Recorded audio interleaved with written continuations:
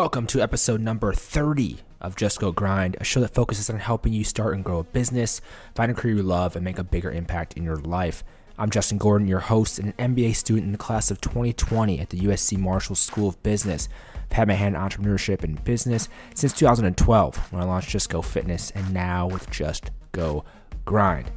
In this episode, we have Joe Teglia, who owned and operated a major Southeast Wisconsin asphalt and concrete site construction services and asphalt material provider for over 30 years. He has tons of experience in the construction business, and he recently launched Site Advice, which provides consulting services to clients with their site management and property management types of things. He has done a ton, and he's been responsible for, worked on projects, for over $300 million worth of infrastructure, private sector and public sector. He has a ton of experience, and he helped grow Black Diamond Group to $1.25 million in revenue. We go through his whole entrepreneurial journey, the ups and downs, the seasonality he had to deal with, hiring, firing, so many different things about being an entrepreneur, specifically in this industry of construction. As always, you can support the show at justgogrind.com/podcasts. And over in iTunes, Apple Podcasts, please leave a rating review. I would very much so appreciate that. Without further ado, here is Joe Teglia from Site Advice. Joe, welcome to the show. Thank you, Justin. glad to have you on. This is going to be a lot of fun. And where I want to start with is Black Diamond. So you were there for 34 years. I'm curious, in the beginning, what were you doing? What was your involvement? What was your role, if you can remember back then? What the role was, Joe? My memory is just fine. Only a few years back. So back in 1981, the name of the company was Paving Mix and Construction Company Incorporated. Okay. Which was started by my father and his brother-in-law in 1959. So throughout my grade school, high school, and college career, that was my summer job. When I was a teenager, I was running an asphalt plant. I was running equipment on crews. So it was always in my blood, and always, it was the summer job. And it was a great summer job. I made way more than any of my, my friends and buddies. So in 1980, I had graduated college with a degree in mathematics and secondary education. And I taught high school geometry for one semester and realized that I never wanted to do that ever again. Okay. So, goodness. I was living in Winona, Minnesota, working at night in a produce warehouse, loading trucks with tomatoes and potatoes and whatever other produce, and had gone back for a visit home and kind of got very much talked into, in fact maybe even guilted into coming into the family business. So that's how I started in 1981. Okay. And then go ahead. Yeah. And so at that point in the existence of our company, roles were very ill-defined. My sister had come into the business a year before that. And we also had a brother in the business who his kind of undefined role was more operational. He was out running the crews and doing that kind of thing. So I fell into a sales role. And at that time, we were a very small company, about maybe a dozen employees, if that, including the 4 Teglias, actually 5 Teglias, if you include my mom, which she was there too. And we were doing a fair amount of residential work, a little bit of commercial, a fair amount of public sector work, although very small stuff, parking lots, that kind of thing. And we were not doing very much with the building community, the general contractor community, doing site paving for new buildings. So we kind of decided that would be my focus. Okay. And so that's what I did. I started going out and meeting the general contractors and pricing projects to them, basically hard bidding, it would be called. You get the plans, you review them, you do a material and quantity takeoff, and you give the general contractors a hard number. And if you had the lowest price or they wanted you to use you for another reason, you got the job. Yeah. And that's what I did. So where were you learning from, at that point? Was you ask your dad, "Oh, what do I do, Dad?" Or how is this, what'd you do? Not a lot of training. That's what I thought. That's why I'm curious. There's Joe out there. Oh, go sell some things. Like, Yeah. Okay. Obviously I had been around it my whole life, so I kind of knew what The business, at least. the business Yeah. and what it was about, and learned how to do. I had a math background, so I understood drawings made to scale and getting quantities of area, and through that calculating quantities of stone and hot mix and how many hours it's going to take. And we didn't have Excel spreadsheets, so we basically had a piece of graph paper. We're saying, okay, a grading crew is going to be out there for this many hours, and we think this is about how much they cost us. It was very, very unsophisticated. So that was my entree into the business. Yeah. And through the 80s, that's pretty much was my concentration was the general contractor marketplace, and I kind of moved into that and did the business-to-business sales. At that time, our company management structure consisted of myself doing that kind of private sector bidding, general contractors and business-to-business. Right. My sister Deb, who was bidding all the public sector work. Okay. As well as kind of running the company, but the late 80s, she had been named the president of the company. And our brother, who was running the operational ends of the business. So that was kind of the split. Okay. And then Dad, who would go away all winter and then come back once in a while in the summer and cause all kinds of trouble. Of course. Loved him, but what are you doing? What's going on? It's like, you're not here except once in a while, go away. Yeah. So we were kind of, again, very ill-defined, very unsophisticated, plugging along. Yeah. And I guess early on, so your dad started the company, you said with who else? His brother-in-law. With his brother-in-law. Yeah. Okay, so they started the company. And then roughly how many years was that? Like they were running it before you joined? Well, sure. So 1959 is when they started the company. Okay. Gotcha. So 21, 22 years Before I showed up. I showed up in 1981. And at that point, many years earlier, my dad had bought out his brother-in-law. I couldn't even tell you what year that was. Okay. So at that point, my mom and dad were running the business. My mom did the books. My dad handled everything else until all of a sudden three of his four children were in the business with him. Yeah. Goodness. It's like, I need some more employees and they're coming along. You guys are growing up. It's like, do you want to come to the business? Or like, did he recruit you, or was it like, I know you said you did teaching first. You're going to go that route. That was the plan, at least. Then was he like just actively recruiting you, or was it just like, that's there, I should just do it? Like, how did that go? So that's a great question, and I'll never forget this. So I was in Winona, fully enjoying my 22-year-old life, working at a produce warehouse at night, riding my bike around during the day, doing what other things that 22-year-olds would be doing that nobody wants to talk about now, or at least maybe I don't. And my brother came to visit me.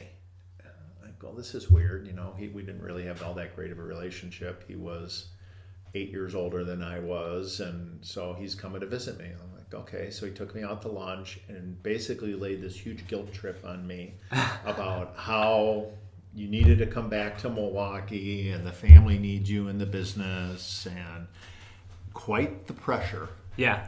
And I succumbed to that pressure. Probably partly because it included buying me a truck and a salary far beyond what I was making at the produce warehouse. It's tempting. I'm sure that had something to do with it. Yeah. And so that was my recruiting. Yeah, and you had that early role with the company. Yeah. And then how did that evolve over time as you got years of experience and as the business grew? Like, how did that change for you? So in the late 80s, my mom and dad were pretty much out of day-to-day operations. They still had a substantial ownership interest in the business, but rarely were they there. Right. Spending 6 months in Florida and this 5 or 6 months they were in Milwaukee, he would rarely be actively involved. Yeah. So my siblings and I were running the business, and honestly, oftentimes when there were decisions, my sister and I aligned, and my brother did not. Interesting. And as a result of that, there became this imbalance of power and authority, a lot of tension between the three of us in the late 80s. And finally, in late 1989 or early 90, I couldn't remember, Yep. Deb and I basically went to him and said, either you're gone or we're gone. And ended up, he left. We bought his shares of the business. Yep. And then made a decision at that time that once that was completed, we were going to buy our parents out as well. So in 1990, we basically looked at each other and said, okay, we own the company. What are we going to do? How are we going to run it? And we had grown over the 80s. Back in the early 80s, we were probably doing a couple $1 million in revenue. And by the time 1990 came along, we were doing $4 million, maybe $4.5 million in revenue. So it had grown. Yep. Still a very unsophisticated business, as many small businesses are. Of course, yeah. And especially at that time. Little to no technology, certainly. So we decided, okay, we're going to run this business. How are we going to manage it? What's going to be our makeup? And so we sat down and said, what are the two most important things that we should be in control of as the owners? One was the financial end of the business, the accounting, the banking, that kind of stuff, and then the operational aspects of the business, building the jobs. We figured those were the two important things. So Deb was comfortable being the president of the company and handling the financial and that end of the business. And okay, I guess I'll become the operations guy. So at that point, she was president. I was vice president of operations. And that's the way we split our duties. That's how the decision was made. What are the two most important things? Okay, let's handle both of those, and the rest of it we'll figure out how to hire. Yeah, and through that, so I'm curious as to, so you obviously made those decisions and you had to figure that out. Was this just like let's meet on a Saturday and talk about it? Was this a matter of days or weeks? So, it was just like, do you remember It didn't take us very long to make decisions. Yeah. We usually, I think both of us had a pretty good handle on what the challenges were. And again, because it's not, there's no stockholders, there's no board of directors, there were no investors. It was just her and I. Hey, what do you want to do? What do you want to do? What do you want to do? Exactly. And you know what? Neither of us had really any business experience other than that. Yeah. My degree was in math and education. Her degree was in anthropology. What the hell do we know about running a business? Sure. So it was just kind of seat of the pants, intuitive thinking. Yeah. So that's the way we moved forward. Yeah. And, over the course of the 90s, our business grew quite a bit. What do you think led to that? How did that happen? Part of it was just a desire to grow, to do more. It was interesting to us. Mm-hmm. Part of it was we had found ourselves in a business where we had an asphalt production facility. So we owned this pretty expensive piece of equipment that it had to have a certain volume through it in order to be economical. To make it worthwhile, yeah.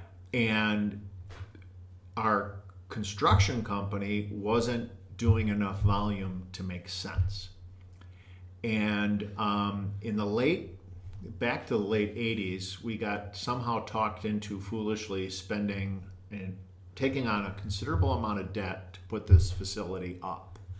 And so here we were, the new owners, sole owners of this business, and we had this huge debt, this huge facility, and the experts who were helping us saying, unless you do more volume, you're just going to dig yourself into a hole and go out of business. So we were kind of pushed, if you will, to increase our volume to service the debt of that production facility. Right.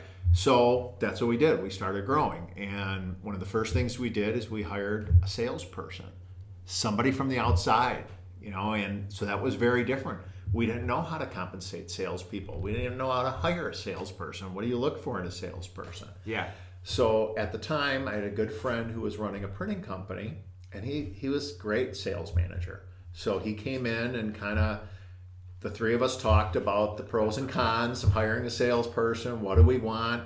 We learned about, compensation through sales, right? Commission, sales, commission, compensation. And so we hired one guy, and a few years later we hired another, and they started doing more and more work in the private sector. And we just kind of honestly, intuitively over a 10-year period, grew our business. Was there, so obviously knowing you had to grow because of the commitment you had, like you knew like that was the only option. Like you have to grow to make that make sense.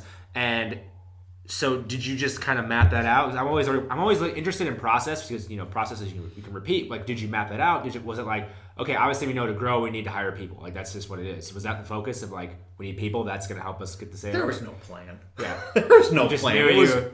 It was all intuitive. Yeah. I mean, looking back at it, it was so ridiculously unsophisticated. So you have to do it though, right? It's a wonder it happened. Right.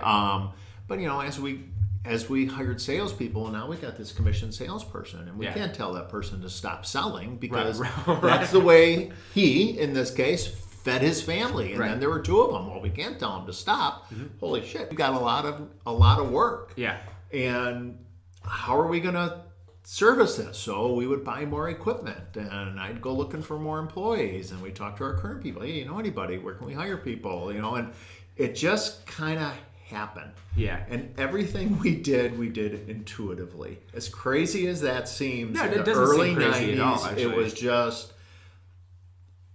kind of, I'd say chasing our tail, but maybe not quite, because we knew what we had to do, and we were just through hard work, many, many hours, probably a fair amount of mistakes, we would just keep moving forward.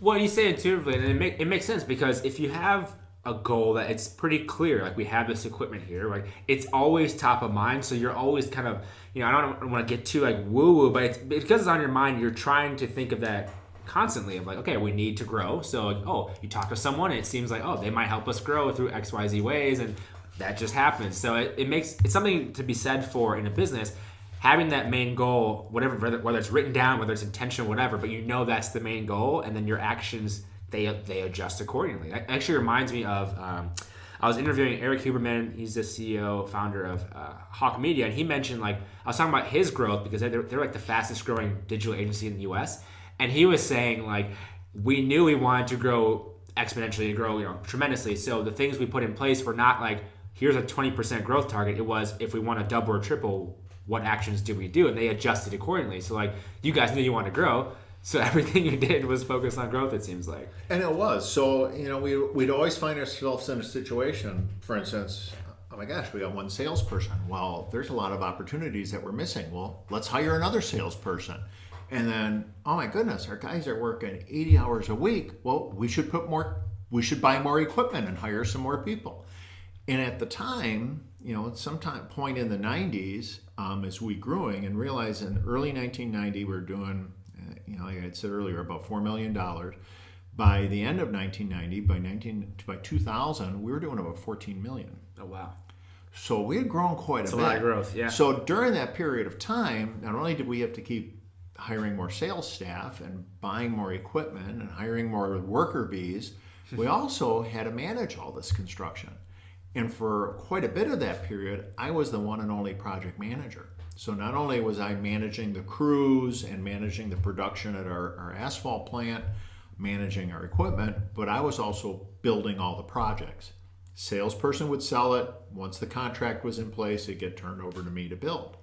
Well, I couldn't build anymore. I was already, everybody would always look at me and wonder how I could manage what I was managing. So, sitting down in fall, what's next? Well, if we don't hire somebody else to help Joe build, Joe's going to die. Yeah, right. He's not going to make it. I'm going to fall over of exhaustion. And so, boom, we hired another project manager.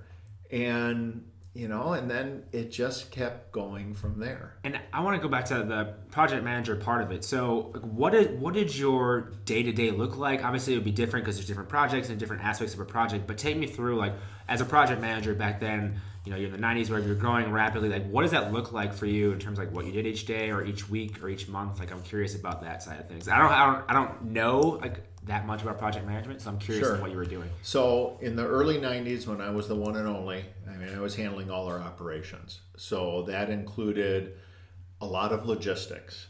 Okay, we had construction crews. Where were they going to be? Was the job ready for them to do the next step on?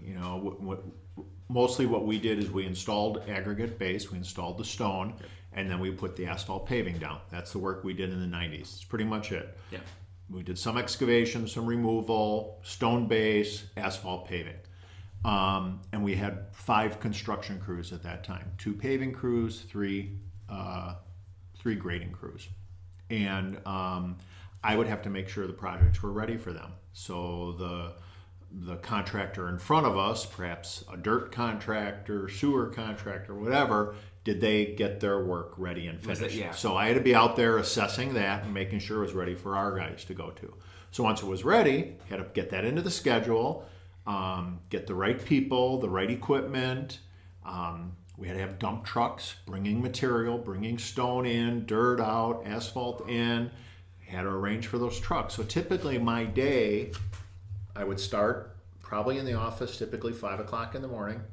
I would meet with every single crew leader as they were coming in to get their orders for the day, if you will, explain the project to them, and then they would leave. I would get some paperwork done, and I'd usually be leaving the office about 7:30. And then I used to joke, drive around in circles all day long. Checking on different things. Checking on different jobs, not only jobs that were ongoing, that we were working on that day, right, but also jobs that maybe we were moving to the next day or the next week or the next month, analyzing where they were at, making my own estimate on when they were going to be ready for us, communicating with either a general contractor or a developer or a business owner, about, okay, when are you going to be ready for me? What do we need for you to be ready for me? And then at the end of the day, coming back into the office, put in there also visiting our asphalt plant to make sure things were running smoothly there, and let them know what the plan was for the week. And then at the end of the day, coming back to the office to prepare the schedule, the logistics, which crews were going to be where, calling our trucker suppliers, because we did not have our own dump trucks, so we would hire other people to truck for us. Calling them, telling them how many trucks they needed the next day, where they needed to be, what time, what material, and then ending my day typically about 7, 8 o'clock in the office to go home. Okay. Quite the day. And so, usually about, 12 to 14 hours a day. Yeah, because you have to manage all of it, so you kind of have to have your hands on. And that's obviously why you hired another project manager. So at that point, I hired another project manager, and that person, his responsibility was to manage some jobs. So less jobs that I needed to go to. Right, every day. Potentially less communication, because if it was a project he was managing, he would make the communication with the construction crew and certainly the client. But I was at that point always still in charge of the schedule. Yeah. So they're in the morning, they're at night, making all the calls to the truckers. Yeah. So, so that whole project management thing is all about logistics. It's about, is it ready for us? Is our work going well? That communication with people and other contractors and clients, organization and logistics. Yeah, and how did you stay organized? How did you keep track of everything? Make sure you're not missing things? Like at that time, what were you doing? Some things not so well. Yeah. I mean, again, we were being creative. Not a lot of technology. No iPhones yet. No iPhones, no laptops, no iPads. Yeah. We had a pager and we had two-way radios. Okay. I can remember at some point I was one of those people early on that had a phone in my truck, and it was this huge power pack back in the cargo area of the SUV I drove, and this big huge thing between the seats that the phone would snap into place. And I remember that Deb would call me like, "Oh my God, we got the bill, and your phone bill's like $4,000," and it's just this crazy stuff that went on in the 90s. So everything was paper. Yeah. We'd have an envelope with the plan in there and the information about the job and the number and the quantities and the thicknesses and everything. All the information would be in a big paper envelope, and you kind of just handed it to the foreman and said, this is the project. This is the project. And, so a lot of it was word of mouth. A lot of it was explaining to them what they were doing and then just letting them go and do it. Yeah. So it was pretty interesting. And especially before you hired the second project manager, what what were the common like challenges in terms of like, obviously you learn things along the way and you're adjusting and projects are different, but like what were some of the repeated maybe hiccups or things that went wrong, or like? Well, the biggest thing that would go wrong for us is, customer A would say, okay, your job, I need you here tomorrow. Yeah. And you've got to be here tomorrow. Yeah. And I would go visit that job thinking, okay, we're going to move that construction crew there tomorrow, and I'd maybe not get there till 3 o'clock in the afternoon. Well, there's no way they're going to be ready for us. Yeah. So if we sent our crew there, they would be standing around waiting because the things that needed to be done before them weren't done. Yeah. So all of a sudden at 3 o'clock in the afternoon, I'm trying to figure out where to go with that crew because project A isn't ready.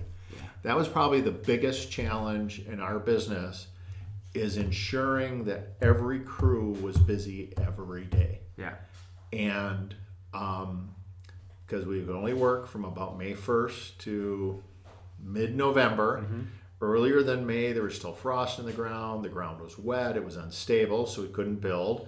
Start getting into November, it gets cold, it gets wet, so we had to get our stuff done in that period of time. And every day lost, every day not worked was a day lost. Right. We weren't going to pick it up on the back end. It was lost. Yeah. So that need was more than a desire, that need to have every person working every single day and producing a billable event was critical, and the biggest challenge. Yeah, and then one of the things you mentioned that I definitely thought about, I wanted to ask, was the seasonality of it all. So you have only a certain amount of time. Like, how do you deal with that in your business, and also like how does that work off time versus on time in terms of like hiring people? How are those logistics with the whole seasonality of construction? Crazy. Yeah, that's what I imagine. That's why I'm asking. I'm curious. So, from the people standpoint, most of the labor force, the crew, the people out of the construction crews, they were used to seasonal work. They would work May through November, and they were going to be laid off December through April. Right. And that was something they were accustomed to. Most of them did quite well in the 7 months that they would work, and certainly be able to support families with that off of that wage alone. Yeah. Some people who did that on a regular basis, they would have winter jobs, plowing snow, other things, bartenders, just all remodelers. Some people would go and they'd remodel duplexes or homes and flip them. So there is a whole myriad of different things. Some people just didn't do anything. They would go to the gym. Yeah. And just stay in shape and seriously stay in shape and get prepared for the next season. So that was the construction people. Okay. They were used to it. Yeah. What was funny about that group is in spring they'd always be coming around, when are we going to get to work? When are we going to start work? Why is it so wet? Can't we get going early? Because they just had a long winter of no income. Yeah. Or very little income. They're ready to roll, yeah. So they're ready to roll. And every year, that same person who in spring was begging to start early would be coming around November 1st. Well, it's really getting cold out. I really worked a lot of hours. When are you going to lay me off? Season, So it was the same person who would bitch and moan and complain about not going early enough, and then bitch and moan and complain about not getting laid off early enough. Yeah. So there was just something that those guys dealt with, and as a result, I needed to deal with. It's funny you mention that, because I remember the summer I did landscaping in Milwaukee. I think it was between maybe sophomore and junior year of college or something like that. And same thing with the crews. Like at the end of the day, like, they get paid per hour. But if it's a late day, we're in hour 11, 12, 13. It's like, oh, we want to stop. But then it's like, we're not getting hours. And other times you're like, sure. Well, what do you want? Like, you want more hours? This job needs to be done. You just keep working. So I understand that, because I have definitely experienced that myself firsthand, like how challenging that can be from the employee side of it. And then I guess from the employer too, it's like, well, what do you expect? Like, we have certain jobs we have to do. So on the management side of things, that's interesting. Having been in the business for so long, in the 80s, so having been in the business from the 80s through the 2000s, early 2000s here, saw a big change on the management side of that seasonality. So it used to be we'd stop work, construction activity, stop building stuff, and there'd be really nothing for us to do. I can remember all through the 80s, I took the month of January off. Yeah. And I'd go back to Winona, where all my buddies Oh, used to hang live, out. where I worked Oh, at the yeah. produce warehouse. Uh-huh. And I'd go live up there for the month of January, sometimes into February, because there was really nothing for me to do. Yeah. That changed. And in the 90s, it changed to, okay, yeah, we're not working 80 hours a week managing stuff, but we're working 40 hours a week, making decisions on purchases, making decisions on what to repair. I had a fair number of people working at our shop in the winter, working at our asphalt production facility in the winter.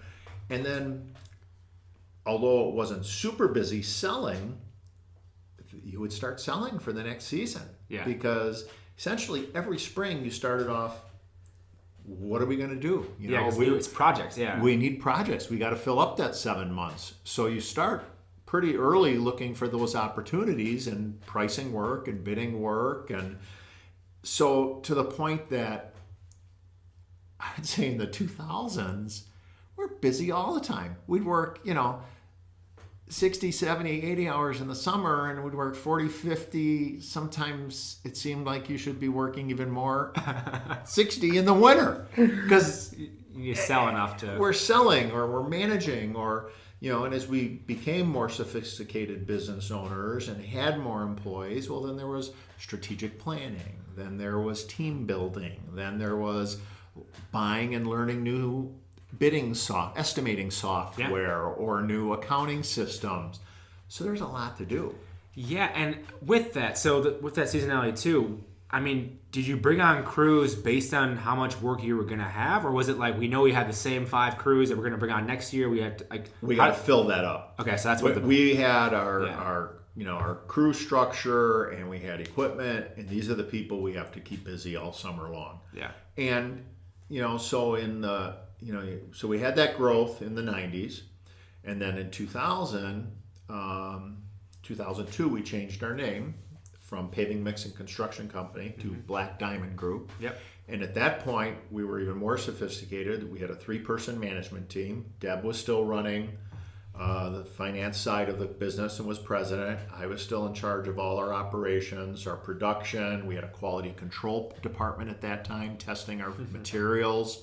I had, at that point in early 2000, 3 project managers reporting to me, probably in the neighborhood of 40 to 50 employees total. We had 3 salespeople.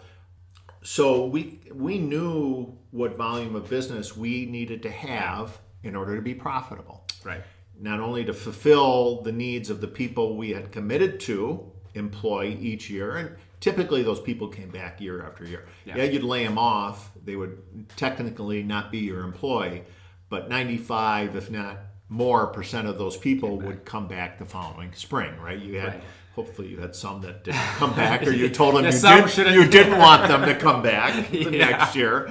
But, the majority of them, so you built that basis of what you needed. Yeah. So you were spending the time trying to find that work to crack that cost. Yeah. And the cost was the equipment and the facilities and the overhead people, all the sales staff, project managers, equipment repair people, quality control staff. So, you kind of knew what you needed to get. Yeah. And that was always a challenge, because you always started at or near zero. That's interesting. You'd have some projects that maybe went over a winter into the next year, or some projects that maybe got awarded too late and didn't get done because the snow came early or the cold came early. So you would have some jobs to start in spring, but pretty much you were, for all intents and purposes, start at zero.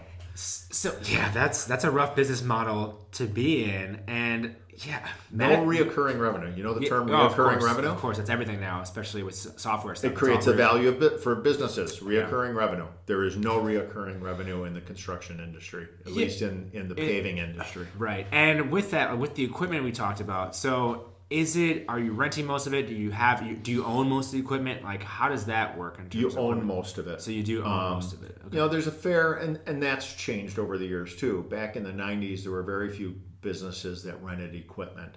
Some of the equipment retailers, they would be a Caterpillar representative, or different kinds of equipment. They would sometimes have equipment you could rent, but the specialty equipment, the pavers and the milling machines, and then once we got into the concrete, the curb machines, you had to own those because there was no one that rented those, especially in the Milwaukee marketplace. You go to some bigger marketplaces and some of that equipment might be available for rent, but the stuff that back then was available and even now is more so is the small loaders. Everybody loves the skid steer loader. Sure. You could have none of them and I need 10 tomorrow. I'm sure you could go on the marketplace and find 10 to rent. Okay. So that's changed over the years, but most of it we owned. And that feels like very, very expensive. That's what I was getting at, I imagine. So not only the challenges of finding work, finding employees, getting the right numbers for the work you were trying to sell, but finding cash, finding money to buy all that very, very, very expensive equipment. It's the challenges of the paving industry. Yeah, and as you're growing and making more revenue, going from 4 or 5, whatever million to 14. So that revenue, obviously you feel growth with more revenue because you get more employees and everything too. Was that also obviously invested into new equipment or other equipment? But then how are you making those decisions on a year-to-year basis of now is the time? I'm just curious. Intuition. Yeah. I hate to keep coming back to that, but it truly was.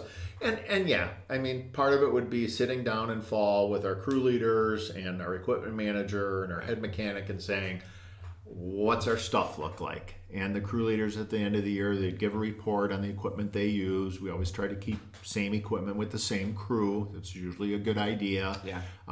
They get used to that piece and then sure. it's theirs. Maybe they take better care of it rather than the one that goes between everybody that nobody ever takes care of. It's their equipment, ownership of it. Yeah. So you'd sit down and say, what's good, what's bad, what can we repair, what will last us another year, what won't last us another year, or geez, how much money do you think you have to put into repairing that? And we'd say, wow, man, that's a lot of money. Maybe we should just buy a new one, and then you'd get a price for a new one, and then you'd go to the bank and say, can I borrow more money? And it was a lot. So, again, as we grew, and we grew pretty fast, our sophistication grew not only in how we estimated jobs, but how we analyzed, and so there were financial reports and spreadsheets, and we were at the point that we had for our grading crews there was a financial report, for our paving crews there was a financial report, for the production facility so we were analyzing all the different buckets, breaking our company into different buckets, cost structures, revenue structures. We got to the point that we were analyzing different types of business. So we were in the public sector. Okay. So we bid infrastructure projects, both Wisconsin DOT as well as local municipality stuff. Everything from small highway projects to parking lots to subdivision, roadways. We were into the business-to-business marketplace. So that's where the commission salespeople lived, because they would go in and potentially sell that for a bigger number, right? It was all talking to the business owner about repaving his parking lot and talking him into doing business with you. We were in the general contractor marketplace, and that sometimes you could sell for a little bit higher price there. Typically, you could build relationships with those general contractors. And then we were in the developer marketplace, that mostly back in the late 90s and early 2000s, it was single family subdivisions and multifamily housing, and working direct for the developer that was building that. Right. Again, usually more of a negotiated marketplace, but those guys lived and breathed beating the heck out of the contractor pricing. So those were the markets we were in, and we would analyze each marketplace and about not only the profitability of that marketplace, but the impact on our business. I mentioned we had this production facility. Right. Well, typically the public sector projects were the ones that gave you the biggest volume. So those were important for volume, but those were usually at the lower margins. Yeah, lower margins, so more volume. Yeah. It was all about balancing that. Oh, goodness. And, we became pretty sophisticated. When you say getting pretty sophisticated, it's just like knowing the numbers that generally happen from each type of project, and okay, that's in our analysis. Yeah, not only tracking our costs specific. We called them buckets. Yeah. It's our, Yeah. our buckets of Different business. buckets, yeah. Yeah. So tracking the different costs of our buckets of business, but also the revenue, Right. and what the relative, margins were in each of those buckets, and where we wanted to flex. In 2002, we changed our name from Paving Mix and Construction Company Incorporated to Black Diamond Group. Right. And we changed it because we wanted to grow our business to business bucket. Yeah. And Justin, marketing guy, which name would you rather market? Yeah, Paving Diamond. Mix and Construction Company Incorporated, or maybe not? Probably not. Yeah. Branding is important. So we changed our name so we could have a brand, so we could market a strong name, Black Diamond Group, because we wanted to grow vertically, and we did in 2005. We got into concrete paving and concrete site work construction, and we grew our business into survey. We changed the name of our asphalt production facility because not only were we making hot mix for ourselves, but we were selling hot mix to other paving contractors. Jeez. And that used to be part of the thing I did. That was one of the things I was in charge of, was selling hot mix to other paving contractors. And you go on your crew and you give the crew a bunch of Black Diamond hats, or it was prior to that Paving Mix, and the owner would come out and say, "Don't wear those. That's our competition." Yeah. So we rebranded our asphalt plant into Raymix as an homage to my dad, Ray Teglia, in Paving Mix. Yep. We called it Raymix, Ramix. And so we could have Raymix hats and Raymix jackets and market to those guys with giveaways and just everything we did, a different branding, right? Yeah. And so, we started doing all of that kind of different stuff, and it was all about growing our business that had the best margin. Yeah. And how much of your business was like the Raymix part of it versus like obviously doing all these different jobs and stuff? So in the late 90s, about $14 million in business. At that time, we were producing probably 200,000 tons of hot mix out of our plant. About 150 of that was going to our own crews, and 50 was going to other paving contractors that we were selling to the outside. And we also would sell to municipalities who did their own repair work and that kind of stuff. So about 25% of our asphalt production was to the outside. But if you take the cost of the material, even the 150,000 tons that we were selling ourselves, that was to ourselves. That was a substantial amount of our revenue. Yeah. And it changed because oil went up and down crazy over the period of 25 years that I would say Deb and I owned and operated the company, from 90 to 2015. And so that ratio of revenue would change depending on the price of oil. As it would go way up, Black Diamond or Raymix's revenue would go way up because the cost of the product went way up, and therefore the sale price went way up. As that came way down, that went down. So that was always an odd thing that we had to deal with too, because maybe one year we did, $5 worth of work, and the next year we did 10, but we didn't do any more work. It's just the cost of our product just went changed. up. Went up. So. And I know you also write something like, I think it was 2004 or roughly around that time. So you were growing, and then I think you had a new facility or something, or change facilities. Was that actually happen? We did. What happened there? And again, realized we bought this brand new asphalt production facility in the 80s. Okay. Garnered all kinds of stupid debt. Had we known what we were doing, we probably never would have done it. Yeah. Hindsight's 2020. Yeah. Well, that wears out. Yeah. All this construction equipment wears out, including the production facilities. So as we aged that equipment, and also as we grew our business, because then like in the 2000s, probably in 2004 or so, we were producing 300,000 tons a year. Yeah. And 200,000 tons of that was internal, and 100,000 tons was external. Yeah. So what we had purchased way back in 1980, 7 or 8, whenever it was not only wore out, but guess what? It was too small. Yeah, couldn't handle the capacity. So that had to be grown and rebuilt and revisited. And there was changes in technologies, recycling. A plant that we bought back in the 80s, you couldn't recycle with it. So that plant was at a disadvantage to those people who could recycle and could lower their production costs, their material costs. So we had to meet higher volume needs, worn out equipment, new technologies in recycling, new technologies in production, new technologies in quality control needs. It's a very, very expensive business to be in. Yeah. Very capital intensive. Yeah.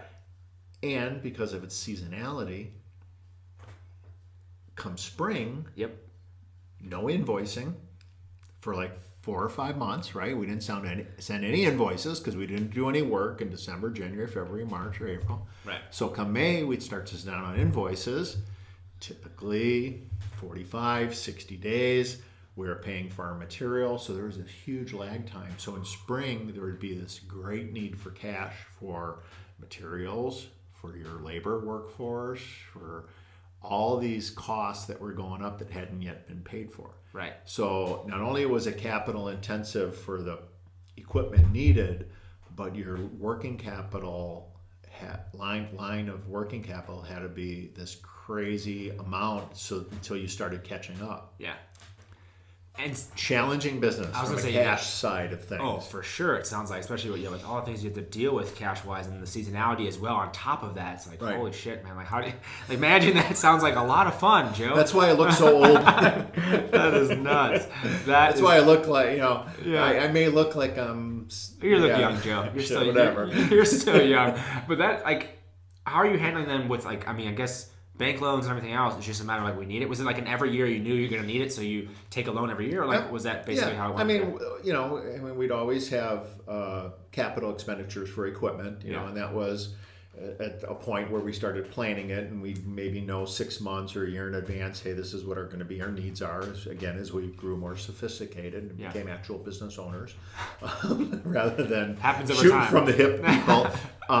We would get capital money from not only our banking relationship, but there's other sources for equipment lending.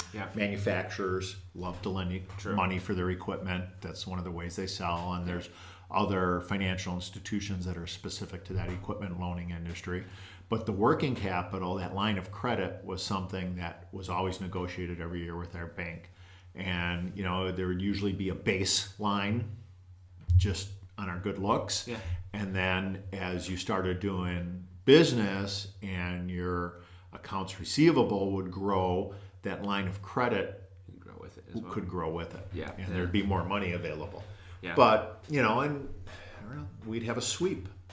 Every week we'd pay bills, and on Monday morning, Deb would look, and this was before the bank would automatically sweep money in and out. Deb would look at it on Monday morning and say, okay, what did we deposit over the weekend? And what are the checks that are going to clear today, and how much money do I have in the account? Do I have to sweep money from the line of credit in, or can I sweep some cash back and pay down that line of credit for 5 days? Right. And then at some point, it did it automatically. And just handle it. But the bank would just, automatically it'd sweep money in and out. So you're always watching how much interest you paid. Right. Man, definitely a challenging business model. And props to you for continuing for so many years. It's just we had to figure it out. We just keep going, it seems like, right? That's just what happens. And did the growth, obviously you had a lot of growth from, you said the 90s and moving forward, then did the growth slow? Did it you just kept growing? How did that go? In 2000s and then, In the 90s, our growth was pretty much consistent every year. So if we grew 10 millions in the 90s from 4 to 14, if you would spread that over that 10 years, it was incremental each year till we got to that point. There were never any huge jumps.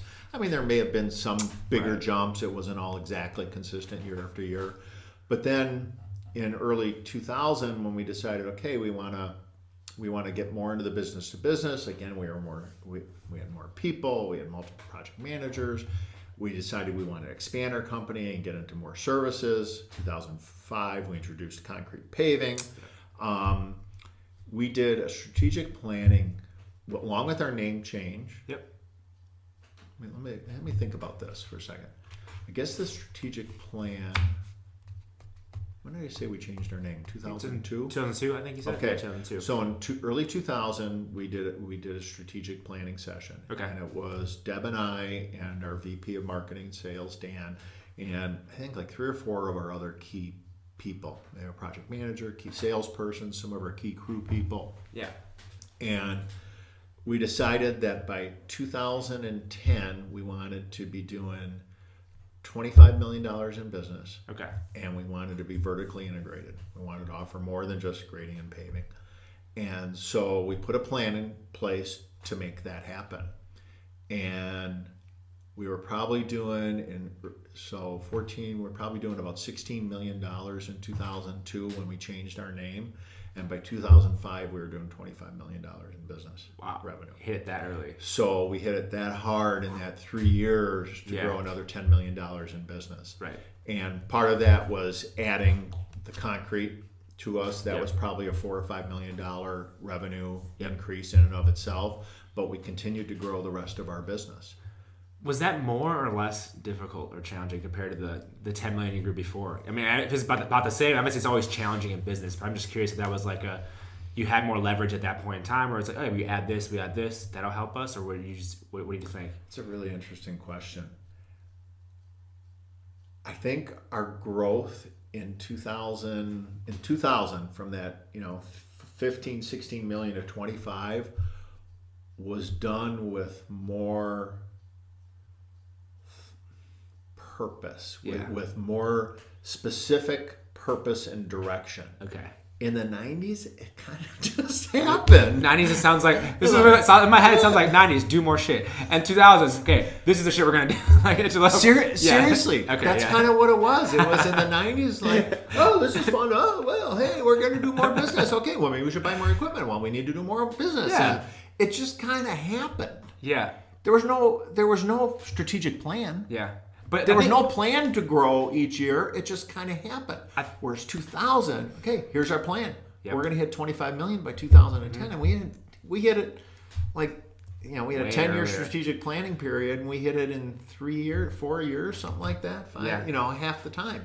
There is an important piece of that I have to stress, is that, especially early on, like, you just take action. Like, you guys were taking action, you were doing things, you were trying things, and like in any business, and like what people get paralyzed with is like the taking action part. Like, oh, what's the perfect thing to do? It doesn't matter early on, because if you don't do anything, nothing happens, right? So at least because it was you took all action. Shoot from the hip. Well, right, but you were doing things. That's the thing. You were shooting from the hip, but you were shooting. That's the important thing. You weren't just like sitting back and like, oh, we have this company. We'll just keep running it. We'll do what we always do. No, you guys were doing things, which is important, I think, to growth. And then you're more strategic about it later on. We were getting advice. Yeah. We were getting team building advice. We were getting sales strategy and marketing advice. We were doing, making some thoughts about what's next. Right. Where did that advice come from? Or like, was it? All over. We early on had connected with this guy out of Grand Rapids, Michigan. So very early on, my sister joined Tech. Tech is called the Executive Committee. That's what the name was years ago. Okay. It's basically a CEO roundtable group. Mm-hmm. So there's a leader who is an employee of the organization, and then these business owners. Typically, each group is similar sized companies, but all in different industries. Right. And the presidents or the CEOs come, and they all talk about their business, and they kind of help each other strategize, as well as you have typically this financial or marketing expert that is your kind of general mentor. So early on, we had joined that organization. And they're the ones who helped us get a little bit more sophisticated, understanding we needed financial reporting, splitting our company into buckets, analyzing costs, and of the different buckets. They're the ones who kind of helped us through that. Okay. And at some point, part of that group, and Deb belonged to this organization, so she was our president who went to the CEO roundtable group. And at some point, she saw somebody speak, and this guy was a strategic planning, sales, and marketing expert. Guy out of Grand Rapids, David Muchler. Big, tall, like 6'8" dude, played football in high school and college. Huge guy, smart as hell. Yeah. And she really, what he said in the presentation really spoke to her. And so we hired him to come in and speak to our team. And before you know it, he was coming a couple times a year and working with our sales staff, working with our project management staff, working with our crew leaders, team building, goal planning. You got to do a goal planning process. And I would say that he was somebody who was very important to us in the success of our growth and the success of retaining employees and the success of, that, I don't know what book it was about putting the right people on the right seat or whatever. If that's good, maybe that's good to great. It could be. Might be, yeah. Yeah. I think that is putting the right person in the right seat on the bus. Really was, I'd say, not critical, because critical is too strong of a word, but really strategic and an important part of our growth and our organization and really helping us figure out what to do next. And really what he helped us do is focus like most of those guys, right? They come in and they help you figure out what you already know. Yeah. You just don't know how to articulate it or helps draw it out of you. They don't certainly tell you what to do. Right. But they help you figure out what it is you want and then how to get there. When did you bring him on? Do you remember roughly when that was? I bet we started having him work for us probably in the 90s. Okay. And then late 90s, and then throughout 2000. Okay. Really an important part. Probably 2010, 11, probably stopped using him quite as much. I mean, part of it was, at that point, I think David had to be in his late 70s, and he wasn't all that interested in doing as much anymore. Yeah. And I think over that period of time, maybe we tried a couple different people here and there, and just didn't have the connection with them that we had with David, and so I kind of went to the side. I mean, how often, like in a year or whatever, was he coming in? How did you decide? Was it like as needed? Like, oh, we need some help with this, or like was it throughout every 2 months you're coming? There was a period of time he would come every fall. Oh, really? Okay. Again, that whole shutdown thing. Yeah. Try and get a group of 3 salespeople and 2 project managers to sit in the office in the middle of the summer. Ain't gonna happen. Yeah. Too much going on. Phone's ringing off the hook. You got to be everywhere. I'm like, oh, what's going on over there? Yeah. But come the shutdown, everybody breathes. Time to plan. Which is interestingly, although the seasonality has a lot of challenges, it's also a unique thing. You stop production and you get an opportunity to sit back and say, what went well? Yeah. What didn't go well? And really think in a calm, non-stress environment. Yeah. What's next? Because there's not much else you can do anyways. Exactly. Yeah, you have to plan. You have to obviously you're still doing sales for the year coming up, but you sit back and you do have some time to actually plan. But the sales aren't as intense either. Yeah, not right away, especially. Yeah. So we had that opportunity. So there was a period of time he was coming every winter for a couple times. Maybe we'd have a reboot on our strategic plan, a little examination. How's it going? Had the plan in place. Do a little maintenance on it. Has our mission changed? Has our vision changed? And then a little sales meeting, strategies, a little meeting with the project managers, team building, get the salespeople and the project managers together, because typically there was a lot of tension between that group. Those salespeople don't know what the hell they're doing. They don't know how to sell or bid that stuff. And those guys are screwing it up. They should have gone faster. I can't believe they did it that. So there was always that to deal with. There was a period of time we'd have them every winter. Every winter, have them come in. And I think that's helpful. And even thinking about the whole goals planning and all that, and time to step back. Obviously, it's with a new year for anyone. Everyone has New Year's goals or whatever it may be. And I just had my planning review session with my best friend. We always go over our goals, which is helpful. Personal and professional goals? Both. Yeah. We reviewed the last year, and then we kind of had some planning for the future. Yeah. And how we do things differently, and I'll share one thing is the habits. More focus on daily habits versus necessarily XYZ goal, because the habits lead to the goals anyways. I don't think we've had as much of a focus on that in the past, but there's something this year definitely trying to focus more on, what are those daily actions, and not worrying about you have big goals and results. Your long-term goals, right? But what are the actions that lead to it more so?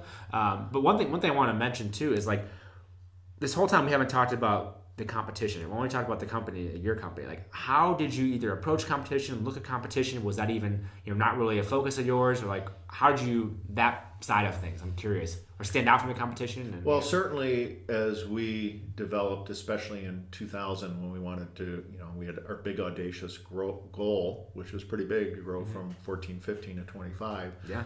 Part of that strategy was examining your competition. I don't think you can have a marketing plan or a growth plan without really knowing your competition and where your opportunities were related to that. Having said that, I look for them on ways to do things better, ways to not do things, you know. Yeah. Certainly look at, their approaches to pricing structures. I mean, contracting in Southeast Wisconsin, whether it's paving or general contracting, is a very, very tough marketplace. Yeah. Part of that is this whole Midwestern, I'll say, attitude of, oh, if we don't get that job, there's not going to be one behind it, so we better get that one. And it's just the driving down of the prices because of that. And I experienced that for 35 years. No matter how much work there was, no matter how much business there was, for 35 years, there's been this attitude, if I don't get that job, there's not going to be one behind it. So they would drive down that price, and it would just make you crazy. Everybody could just bid 5% higher. It would be such a wonderful world. Well, your margins shrink then every single time, right? Gosh. So tough competition. In addition to just everybody being tough, we're in another interesting aspect of the marketplace, especially in the asphalt world, is there's one large, huge company and then a bunch of little ones. Yeah. So back in the 70s and maybe even the 80s, there were, in the 7 counties of Southeast Wisconsin, you can think about what they are, Ozaukee, Washington, and South. So Ozaukee, Washington, Waukesha, Milwaukee, Kenosha, Racine, and Malworth. Okay? Milwaukee. Yep.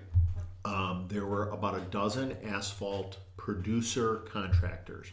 So people who produced hot mix and installed it. Producer contractors. Right. Today, there's 3. Oh.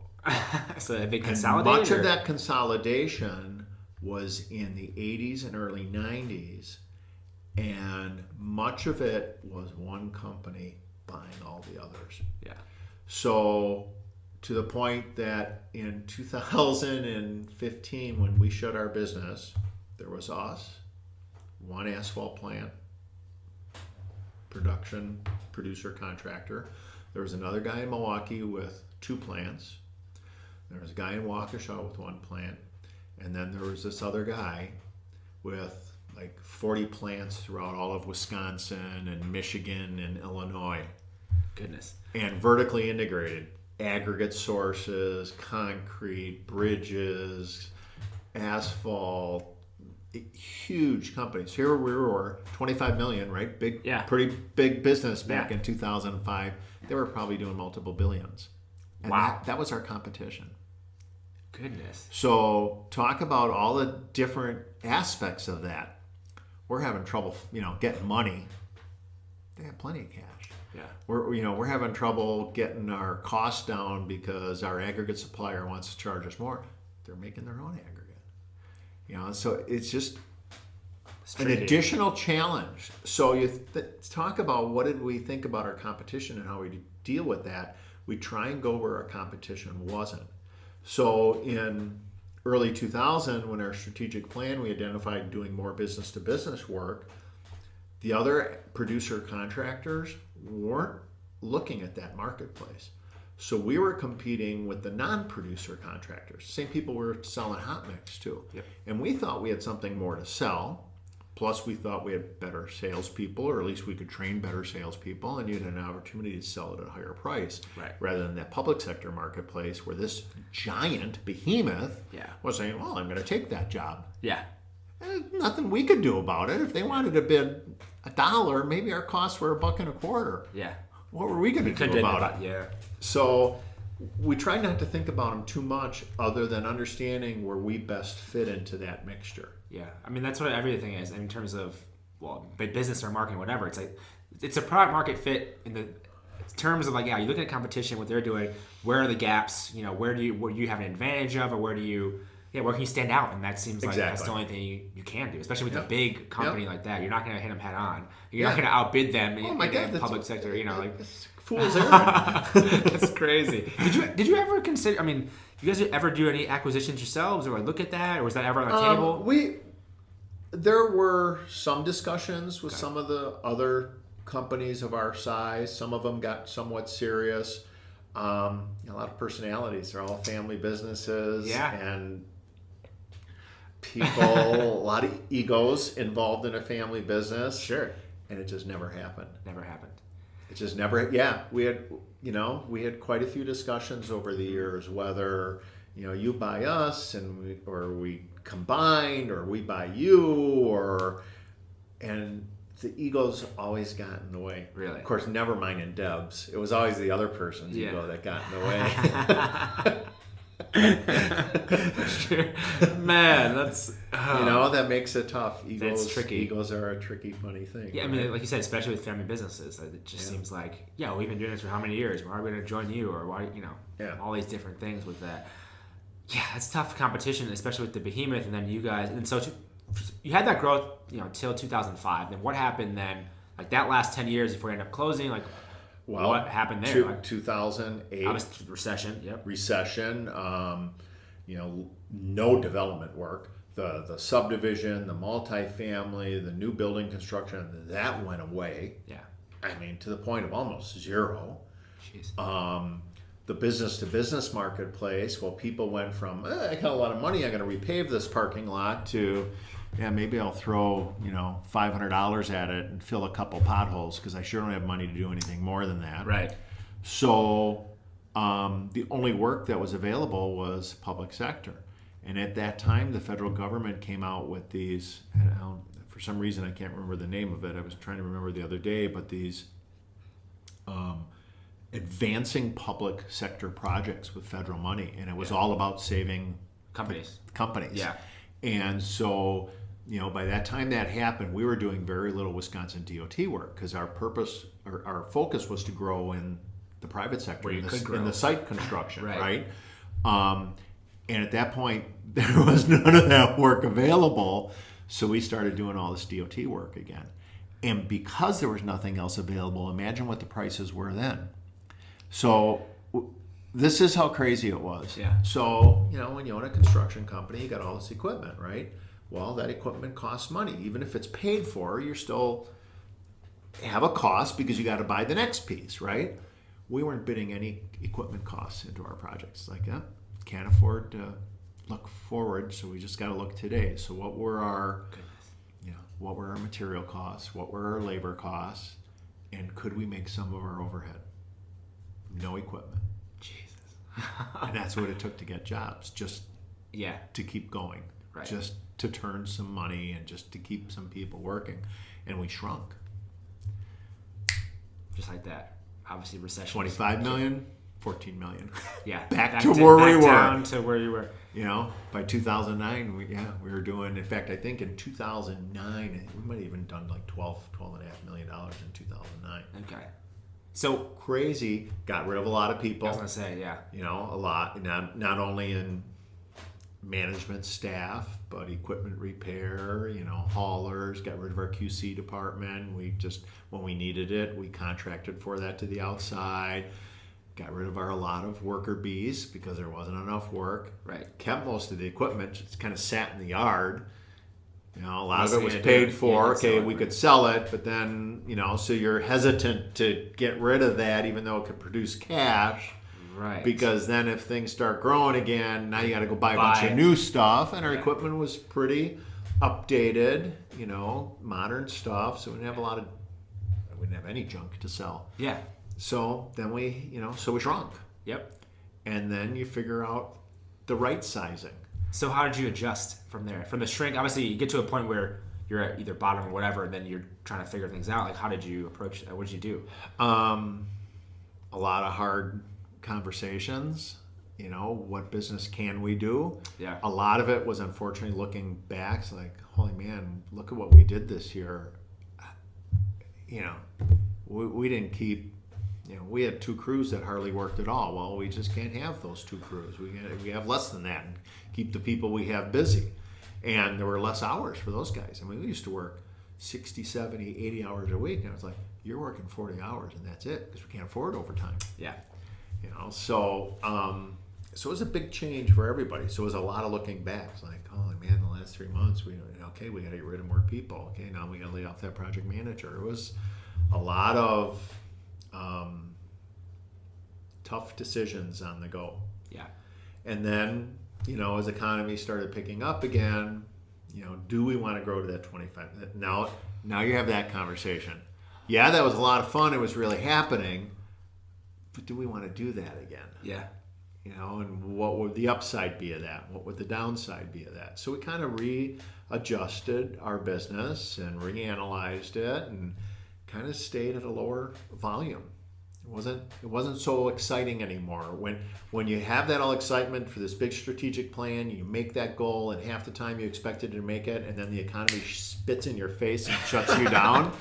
You're a little, putting it nicely. You're a little bruised. Yeah, you're a little bruised. Putting it nicely. Yeah, that's you're a little bruised. So yeah, we kind of said this is a different thing. Let's be a little bit more cautious. And of course, the banks were, let's face it, they weren't loaning money too. Yeah. I was like, oh, well, you can't buy that paver. What do you mean you need a new paver? you can't have a new paver, or at least we're not going to give you the money for it. Back in the 90s and early 2000s, oh, how much money do you want? Yeah, we'll give it to you, no problem. You don't have any down payment? No worries. We'll give you all the cash you need. So that changed too. Man, so obviously lots of changes. And how did that, going through a recession, then going back to more of a lower number, you're not going to push as hard for like the back up to higher revenue numbers. How did that lead? Did that kind of lead to then the end in 2015, or like how did that come about? Or like I'm curious. That's a great question. So in 2010, I was 2 years into a new relationship with my wonderful wife Jennifer. Yep. Okay, and I was licking my wounds from all that struggling and sadness related to shrinking of our business and laying off of people that you loved working with and all of that, and re-examining for myself what I wanted in my life and both personally and professionally. And so Deb and I, because we were such great business partners, had a lot of discussions about that as well. We're brother and sister, so you have even more discussions than maybe you would normally with your business partner. True. We worked worked at finding a way to get out. And you asked earlier about, was there any acquisitions or any opportunities for, and it just wasn't there. So one day she came to me and said that she was interested in buying the business from me. And her family situation was different. She didn't have any kids, and she was single, and she was excited about it and kind of motivated by the whole idea. Yeah. So in 2010, we came to an agreement that I was going to sell her my shares of the business, and I was going to go away. Yeah. I was going to go do something else. Didn't know what it was. Right. Something else. Something else. Okay. Probably in October of that year, as we're working through our agreement, she came to me and said, you know what, Dan was our VP of marketing and sales, and he was going to become the COO and run the company for her. They came to me and said, we'd like you to stay on in a sales role. I said, wow, that's really an interesting suggestion. Yeah. Let's examine that. And it really, I think, serves as a statement to how highly functional we were as a group. Yeah. Not only us three, but everybody within the company. Because all the business advisors were saying, Joe sells you his shares, he's got to go away. Yeah. He cannot move from being an owner, vice president of construction operations to a commission sales guy. That's just a bad idea. And for many reasons, right? I'm going to be talking about what, it's a bad idea. Go away, right? But we figured it out, and Deb and I made our agreement end of January 2nd, 2011. I moved out of my office into a cubicle and became a commission salesperson. So you did give up the equity? I gave up my equity, sold your shares. Sold my shares, and became a salesperson. Okay. And that satisfied my desire to get out of ownership and the demands and stress of ownership relative to making more of a concentration in my relationship with Jen. Right. It also satisfied my strong desire to just do something different. Yeah. And even though Switch it was it the up. same industry, I was kind of, honestly, I was done managing people. Yeah. It just was Taxing, yeah. It's burnt out is a bad phrase because that means you're a failure, I Right. think, and that's just not the way it was. But it was time for a change for me. Yeah. Career, personal, big changes. Yeah. And so I became this commission sales guy, and my marketplace was business to business. And for 5 years, 2011 to 2015, I had just a blast. Yeah. I was very good at it. As you know, Justin, I love talking to people. You do, yeah. You're good at it. I had a great advantage in that I had been a business owner, so I could identify and understand business owners and people who represented business owners, their needs, what would ring to them, true or not, help them analyze what they wanted to do based on their needs, okay? And there were, we're here talking about Joe Teglia, so there was very little people who could tell me about the industry. Yeah. Not only in the competition, but the design, the strategies, the construction work. Right. I was pretty well educated. Yeah. Years and years of experience. Years and years of experience. I was a speaker. I was an educator in our industry. I mean, I did it all. So I was greatly positioned to be successful in sales. Yeah. So I had a lot of fun doing that. We really grew our private sector business and really shrunk our public sector business. Again, even as the economy grew, it was still better in the business-to-business world than it was elsewhere. It's just the way it is. Yeah. And so we were having a lot of fun. In early, I guess the winter between 14 and 15, Deb came to me and said, you know what? I'm done now. Done. My turn. I'm done with this now. Yeah, and I said, okay, so what does that look like? Well, do you want to buy the business? No way. I didn't. I mean, so we decided, even though it wasn't really my business, it was her decision. Right. But at that point, I kind of entered back into being not only my partner's support person, but my sister's support person. And we worked through between her and I and Dan, who was involved in the plan of what was going to happen, closing down the business. And it was just a matter of, you know what, it was time. It was, fierce competition, high need for capital expenditures, tough labor force even then. Think about what it'd be like now. High expectations of the client base and quality needs. There's a lot of things that she just decided she didn't want to deal with anymore. Right. Risk versus return. You own a business, it's always about risk versus return ratio, right? Yeah. And over the years, you know what? When we were in our 20s and 30s and even 40s, oh, you want me to sign another personal guarantee? Sure. Wow. Oh, you want me to sign 5 of them? Great. Knock yourself out. As you get in your late 50s or early 60s, that desire for risk lessens sometimes. And I know there's a lot of people that love it and are just as jazzed about risk and starting a business. Of course, I'm starting one. Yeah, we'll get to that very shortly. But Deb was done, and I had no interest in doing it on that kind of scale with employees and everything that had to do with it. So we got it done, shut it down, and she retired and couldn't be happier. And, I had 2016, the summer of Joe, first time in my entire adult life that I did not work in a summer. Goodness. It's the greatest summer of my life. Yeah. It's funny you mentioned that. That reminds me of sports, because for me, I played football and sports since 4th grade. And I remember, same exact thing, that summer, the end of summer, after I'd been done playing football, and then, every summer you start early, because football starts early, so you have 2 days, it starts 2 weeks before school, whatever. I remember how weird that felt when I was around that time, and I saw other people in 2 days, and I was like, I've had this every year since I was in 4th grade. Okay, so take that from 22 years old until, 3 years ago, 57. Yeah. So 35 years. 35 years of working 6 days a week for most of that time. Yeah. Certainly in the summer. In the winter, we'd work 5. But Right. So 7 months out of the year, 60 to 80 hours a week for a huge period of that for my life. Yeah. Not the last 5 because I was in sales, but there's certain pressures in that too, Sure. right?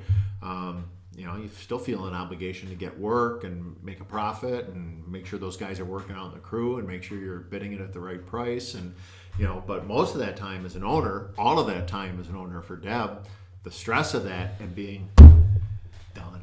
Yeah, done. No more of that. Wait after Nobody's coming to me and saying, well, when are we going to go back to work? Are you getting any work? Are we going to be busy this year? Oh, I'm too busy. I want to go home. None of that. Nobody looking at you to feed their family and, Right. make it happen for them. And Yeah. none of it. No clients calling you. No Crazy. customer calling you, say, where are your guys? When are they going to be here? I'm ready for it. Nothing. So knowing that, obviously we had the summer of Joe. Yeah. I guess I'm curious about the timeline and also like how you were thinking at that time about like what's next, because clearly they're still alive and well. Things are going. What's next? How did you even approach that? All right. So to reflect back in 2010, when I was going to sell my equity to Deb and move on to a different business, having no idea what I was going to do with my life, I retained a career counselor, helping examine strengths, weaknesses, things I enjoyed, that whole examination of self, professional self, right? And when we decided, no, in fact, I was going to stay in a sales role, she and I ended our relationship. So in 2016, business is closed. End of January, we sell our equipment. Yep. January 25th, I think, was a Saturday. Ooh. Sold all our equipment. That was Joe's last day of work. In fact, that Sunday, Joe and Jen got on a plane and went to the Bahamas. That's the way to do it. That's the way to start it. That's the way to start the summer of Joe. Yes. That's awesome. You gotta have fun, Justin. You do. Everything Undoubtedly you you do, do you gotta have along fun. the way. Yep. So I re-engaged with Jane.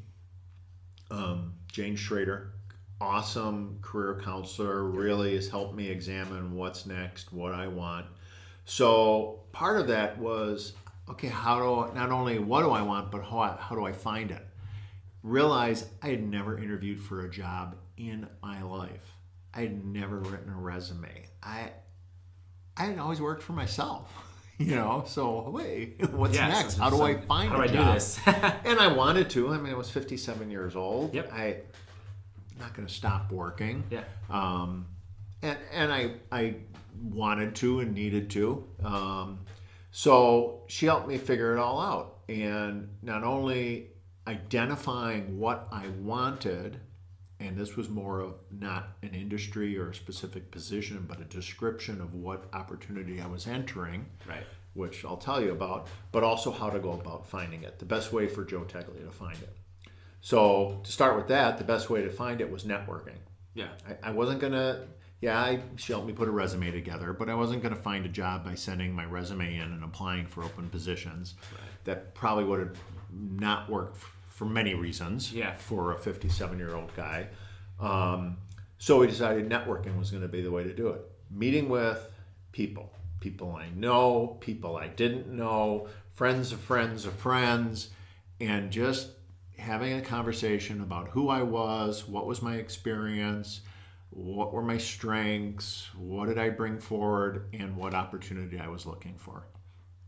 And what I ended up describing to all those people and for myself is I wanted an opportunity in either an operational or sales or operational or business development type position with a company that either had strong growth desires, that they needed somebody strong in those positions, Right. or problems with what they had that needed to be fixed. So operationally, it would be somebody who was ready to grow their company and they needed somebody to grow their operations team, or somebody operationally who just didn't know what the heck they were doing, or maybe the entrepreneur had no idea what it was to manage getting things done and needed somebody to do that for them. Or same thing in business development. Somebody wanted to grow their business or maybe grow into a marketplace or a geography, or who they had just wasn't shaking it up for them, Right. and they needed somebody to get in and have a conversation with people. Right. So that's what I described. And I started meeting with all kinds of really interesting people. And the first opportunity that came with that work, and it was a lot of work. It was a lot of fun, but it was a lot of work. As we talked yesterday, I love talking to people, and that's what it was. It was having conversations. Was a company in Milwaukee that was a manufacturer's rep for products related to green roofs. Okay. Very So niche. very niche, and really interesting because it was all about greening up the infrastructure, less impact on stormwater, and this wasn't just putting some plants up on a roof to soak up water. This was putting storage facilities. This was putting lifestyle centers, right? I mean, these apartment buildings nowadays, right? They got a roof, and there's a play area, and there's barbecue pits, and all the stuff that you guys love at your age. Yeah, right? Right? And all of that comes with not only the fun part of it, but there's all this infrastructure related to that that's all about keeping stormwater from impacting downstream. Yeah. And that's a big need in urban environments to lessen the impact of stormwater. And so I had gotten connected with this guy, entrepreneur, 5-person company, really growing. This guy was great at business development, great at people getting architects to specify the products that he sold. But he was horrible operationally. Yeah. Just didn't, about ordering, getting stuff delivered. He just, working with the contractors, he just didn't get it. Not his thing. Yeah. Not his thing. Fine, right? He was able to identify that through mentors that he had, and one of his mentors connected us. And I was super excited about that opportunity. He was super excited, gave me an offer. As we worked through that offer, whether I came on too strong, at one point he called me one day and said, "You know what? And he had a partner. We're backing out." Well, why? He said, "Well, we're afraid you're going to come in and tell us how to run our company." And I said, "Well, you're right." And that's kind of what you need. I'm not going to tell you how to grow strategic, but I am going to tell you how to get things done. And yes, that is what I would do. And if that's not what you want, then so we separated. Yeah. And so that was the one opportunity I had to get out of the paving industry. It is something that I was really excited about. Cool, trendy, right?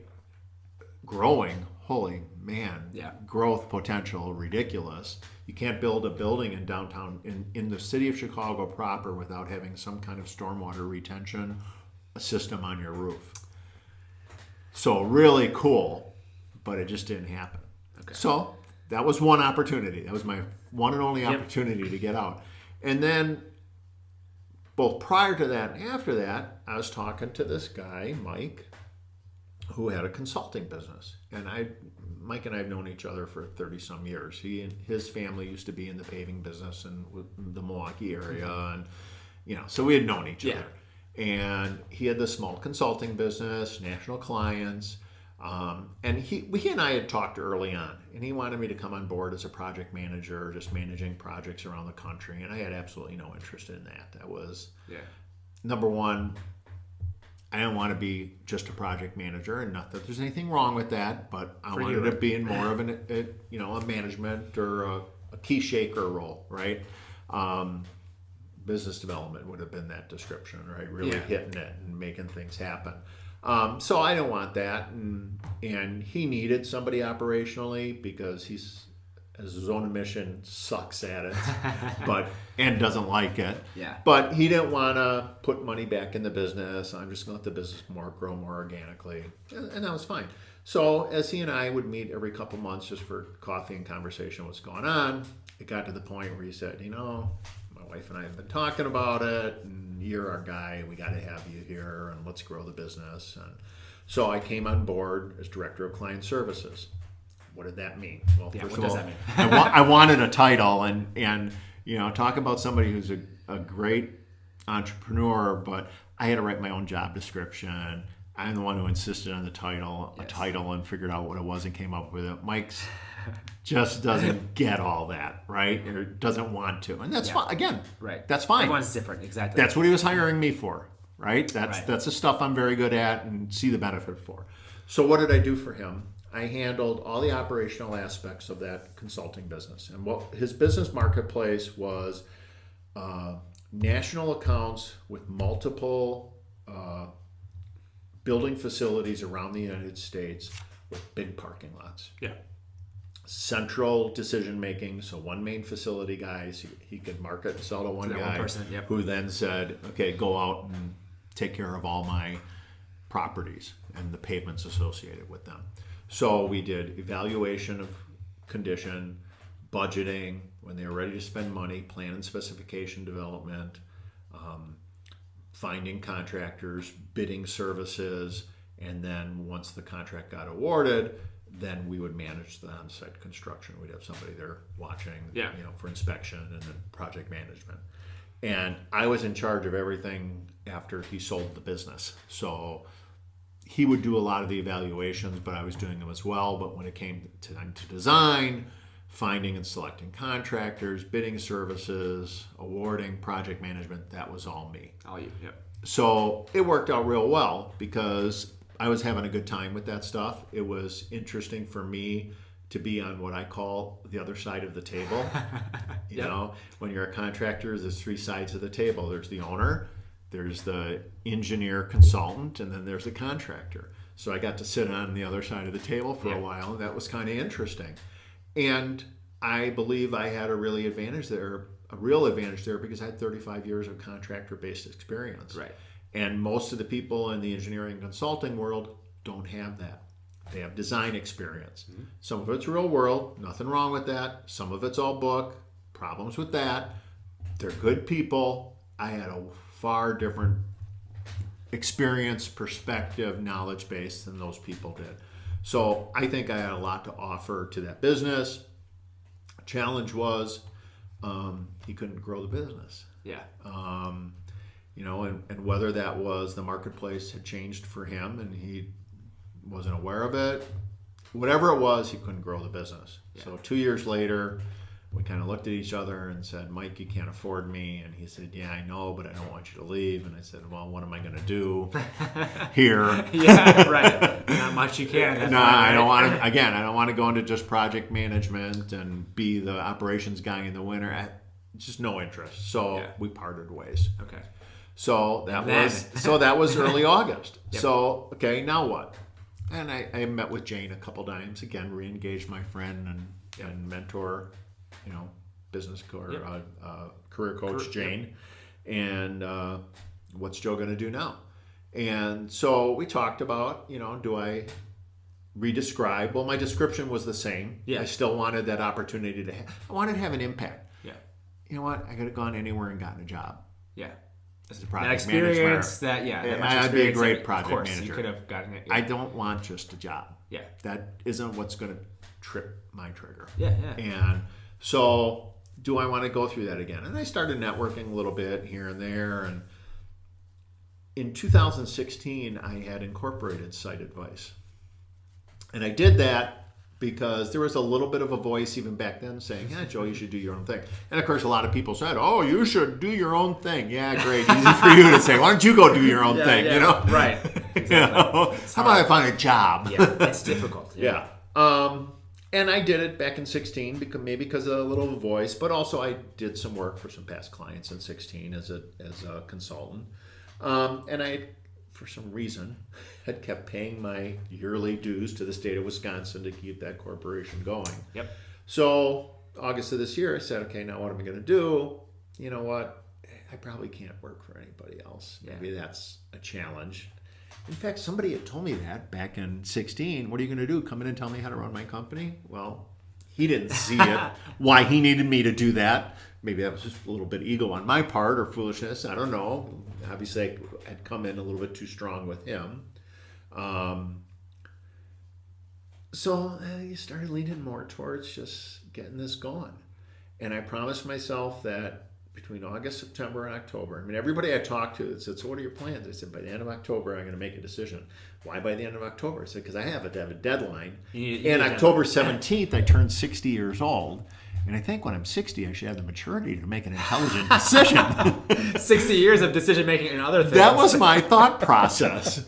So at the end of October, I had committed to getting Site Advice going. Okay. And took the month of November to really identify what I wanted to do, who I wanted to be, was the name right, developed a website, or had my friend help me develop a website and a logo and, a real idea of what it is I wanted to provide. I mean, you've gone to my website. Yep. You probably read it twice, if not more now. I've seen it. And I really think it voices what it is I want to bring forward. Yeah. And what I want to bring forward is client-focused site management. That's my tagline. Yep. Client-focused site management. Yep. And so what I want to do is be able to help people identify what it is they need done, whether it be new pavement, rebuilding old pavement, project management of a development or infrastructure project, what it is they want out of that. What's their property investment strategy? What's their strategy with this project as they describe it? Not, oh, I want a new driveway. What does that mean to you? Yeah. What does that mean to you, Mr. Property Owner? Do you want a new driveway that looks pretty for 6 months? Do you want a new driveway that you're going to hand over to your children's grandchildren? And help them ask the right questions to identify their property investment strategy or their strategy and what they want out of this project. For a developer, it could be, I want it done by October 1st, and I don't want to spend any extra money out of my contingencies, and I don't want to ever talk to a contractor because I don't like them, and I don't want the municipality yelling at me. Okay, if that's your strategy, All right. Now I know what to do. Now I'll manage the project related to those items or related to that desire. You describe what is your success, and I'll get it to there. And I'll get it through my 35 years of contractor-based experience. I learned a lot in 2 years as a consultant, and that sitting on that side of the table. And because most of my life, my day job was project management, and project managing everything from, back in the day, residential driveways to multi-million-dollar complex DOT jobs on very busy highways. Right. I have a pretty large breadth of knowledge and experience to give somebody a successful project as they describe it. Yeah, and right now, and with that, obviously, so this will probably go live early 2019, end of 2018 here. I'm curious, who are your ideal clients or your ideal projects you want to work on and help with? Someone's like, oh yeah, that project, that would be the one I want to work on. I'm just curious if you have an idea of what that is. Obviously, early on in business, you're more open potentially into other stuff, right? Who wants to give me money? Right, of course. Of Right. course, everyone, especially early on. So, Yeah. you just need clients and everything. But how do you see that going in terms of what your ideal kind of situation would be, and where your skill sets match up well? I mean, a lot of things because you have so much experience, but I'm curious. Good questions. And I'll describe a few different client bases that I'm definitely going to pursue. Yeah. One would be commercial, industrial, multifamily property owners or property managers who have the responsibility related to maintaining their property. Yeah. Existing infrastructure, building, parking lot, sidewalks, curbs, drainage, the whole thing. And helping them proactively and intelligently manage that pavement. That means maintenance in the right way, repairs, capital expenditures that meet their property investment strategy. Again, if they call in a contractor and they tell 4 contractors we want to repair that parking lot, they're going to get 4 different proposals. One person's going to paint it black, one person's going to want to rip it all out and start over. Neither one of those, or one or the other, may be right for that client, but they need somebody to step back and say, describe to me what you want to do with this parking lot and this property and this building. And that's going to be different for different people. So helping somebody who has the responsibility, whether through ownership or management of existing facility, helping them make the right decisions and moving forward with repairs. That would be one client base. Okay. And that's something I would really enjoy. I think, what's interesting about the paving industry, it's really clear to see the end result and what your success is. Yeah. I used to laugh because once we sold a project as a contractor, those people wanted you to succeed because success was the paving was done. Yeah. So they were all about, holy shit, what do you need to be happy? How can we get it done? What do you need? What do you do? They were calling you, right? Instead of you chasing them. Right. And it was your description of success was real apparent as a project manager. Your description is, project's done. Wow, doesn't that really look great? That was your definition of success. Yeah. When you're somebody who doesn't know a damn thing about paving or pavements or infrastructure, you don't know what success is. Right. So I enjoy that ability to ask the questions and help them identify what success is. Yeah, because you've seen it so repeatedly over and over and over. And in many different ways. Yeah. From painting it black to fully changing it and improving it and tweaking the drainage. I mean, from very little to taking it out and starting all over. Yeah. And all the way in between, so I can help them figure out what's right for them, not only in an end result, but what's the right approach and to that end result. To that point, I'm kind of curious. Like, so someone has a project potentially. Like, what are some of those questions they should be asking that like people don't think about? I'm curious. Like, if you know, obviously you know, but like, what are some of those questions that people should be? So what do I mean by property investment strategy? Seriously, it could be as simple as, are you selling this building a year from now? Or are you giving this building to your children's grandchildren? Yeah. I mean, it could be That's a kind of simple question like that. A school district could be, what's your long-term plans for this building? Some school districts know that, this school is going to be closed in 3 to 5 years. We just kind of see it coming. Well, then do what's right for that strategy. Or we know we're going to have this huge referendum and we're going to be expanding this high school and this parking lot's going to be under roof. Yeah. Well, then let's do a little as possible, right? Yes. So those are some of those kind of initial questions. Yeah. Some of the other things is, how risk adverse are you? How long can you stand to have this pavement down? Shopping centers are a great example of that, right? They want their parking lot closed Monday to Thursday maybe, but it better not be closed Friday, Saturday, and Sunday when people are in their stores, right? Right. So they want to maybe be directed towards a project that can guarantee that. Not that it gets delayed because of unknowns or because of bad weather. Right. So it's all of those kinds of questions. It could be simple. It could be very complex. Yeah. So that's one group that I would be really excited to help. Right. Second group is developers, people who have a project to get done, and what are their typical demands? They want it done on time. They want it done within budget. Yep. Ding. All right, check. Okay. And because I do have 35 years of experience of building a wide variety of construction projects, I really think and not unique ability, because there's a lot of good project managers out there, but I've constructed in excess of $300 million of business over 35 years, and maybe that's even underselling it a little bit. Some of it directly as a project manager, some of it overseeing other project managers and being the guy who mentored them in how to be successful in project management. So I have a pretty good handle on how to make them successful. And so helping those people run a successful project. And I think there's some opportunities there.